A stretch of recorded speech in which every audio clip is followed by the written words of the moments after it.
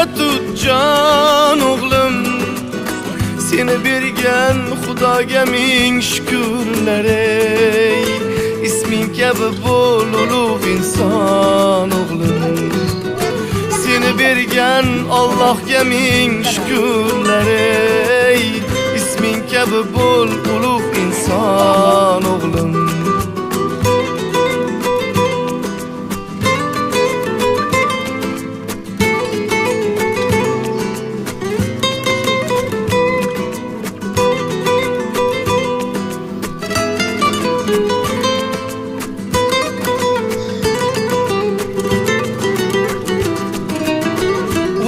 Zotlar ismida sen Davud bolam, ularga ko'p o'qib yasha durud bolam.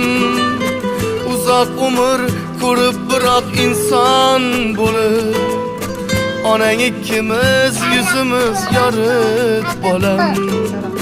Borgan sari shirinliging ortib borar, mehrim meni sen tomonga tortib borar. Bolajonim beg'uborim kundan kunga, endi seni zo'r kelajak